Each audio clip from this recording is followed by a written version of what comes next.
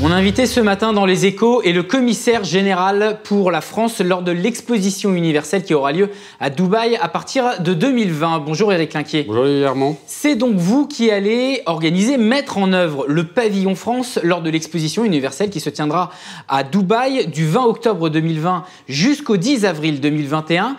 À quoi va ressembler ce pavillon France, Éric Linquier? Il est encore un peu tôt pour savoir à quoi va ressembler le pavillon, puisque c'est au mois de janvier prochain, dans quelques semaines, qu'on va dévoiler son architecture, le nom de son architecte, le nom du scénographe, qui sera chargé également de l'aménager. En revanche, ce qu'on sait déjà, c'est un pavillon qui va être construit sur le thème de la lumière, qui est le design que l'on a choisi pour ce pavillon. On sait également qu'il doit s'adapter à deux types de publics assez différents. Un grand public, 5 à 8 millions de visiteurs qui, pendant 6 mois, vont visiter ce pavillon, et un public plus professionnel qui, lui, va participer pendant ces 6 mois à un certain nombre d'événements autour de la thématique de l'exposition. Et justement, vous avez commencé à en parler, il y aura un public professionnel. Vous allez travailler avec des entreprises, justement pour ce pavillon France. Aujourd'hui, combien d'entreprises participent à ce pavillon France sur le long terme et à court terme? Combien ?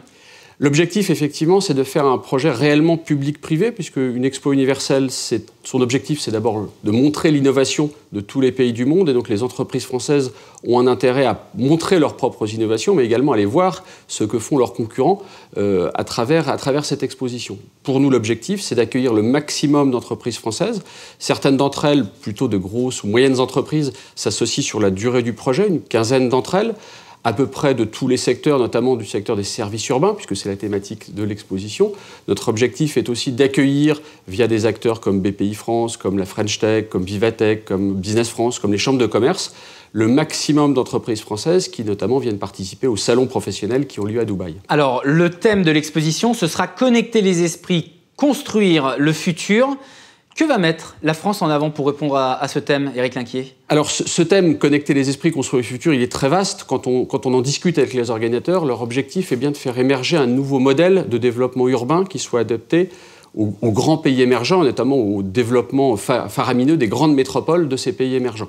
Et pour cela, notre objectif, c'est de mettre en avant un modèle de développement urbain porté à la fois par la France, mais par ses entreprises, qui nous semble pertinent pour ces grandes métropoles. La capacité à gérer des systèmes urbains complexes, la capacité à travailler en dehors des silos de chacun des services urbains, ça c'est une vraie compétence qu'ont nos entreprises et qu'on souhaite mettre en avant. Sur le calendrier, vous avez déjà annoncé que le nom de l'architecte sera dévoilé donc en janvier. Et en février aura lieu la première pierre, c'est bien ça? Oui, sur le site de l'exposition, nous pourrons, je l'espère avec Bruno Le Maire, qui devrait confirmer sa participation, puisqu'il devrait être présent à Dubaï à ce moment-là, de pouvoir poser la première pierre de ce pavillon, dont le gros œuvre sera terminé fin 2019, pour être prêt pour l'ouverture à l'automne 2020.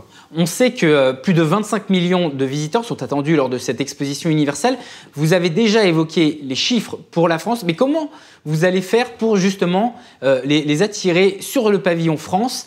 Et ça place la France à peu près à quel niveau par rapport aux autres pavillons qui vont avoir lieu? Pour nous, le challenge, c'est de faire aussi bien que nos prédécesseurs dans les expositions universelles, c'est-à-dire que le pavillon de la France soit dans le tiercé gagnant des pavillons les plus visités.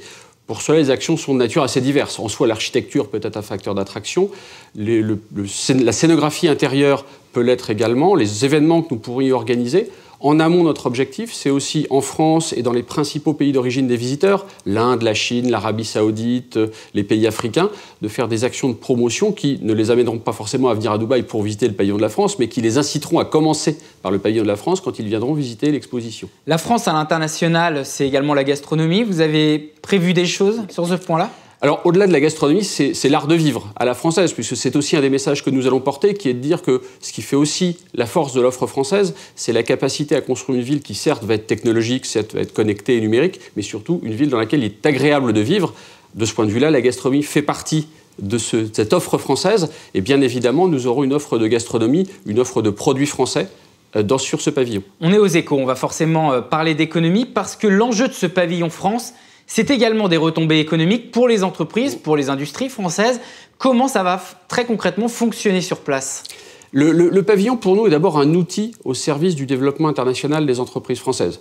Là encore, elles ne nous ont pas attendus pour s'implanter au Moyen-Orient, en Inde ou en Chine, loin de là. En revanche, on peut être, à l'occasion de cet événement extrêmement visible, comme vous le disiez, 25 à 30 millions de visiteurs, 6 mois de durée, une très grosse couverture médiatique, C'est aussi l'occasion pour ces entreprises, comme je le disais, de voir ce que fait la concurrence, mais aussi d'y accueillir leurs propres équipes pour des événements qu'ils organiseraient sur notre pavillon, de rencontrer leurs clients, qu'ils soient publics ou privés. Dans les services urbains, on aura énormément de visites d'institutionnels et également de professionnels. Et donc l'objectif, sur ces 20% à peu près de visiteurs professionnels et institutionnels, c'est de donner finalement un outil qui soit utile pour ces entreprises, pour ces différents marchés que je viens d'évoquer.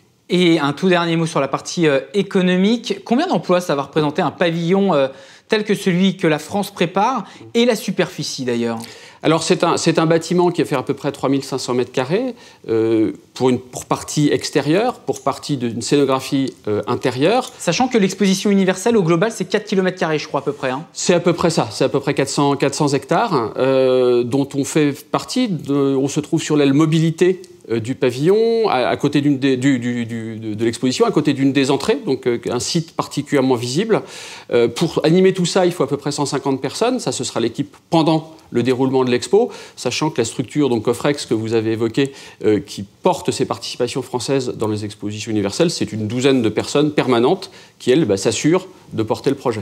Merci Éric Linquier d'avoir été mon invité ce matin dans Les Échos. Je rappelle, commissaire général pour la France lors de l'exposition universelle qui aura lieu à Dubaï à partir de 2020.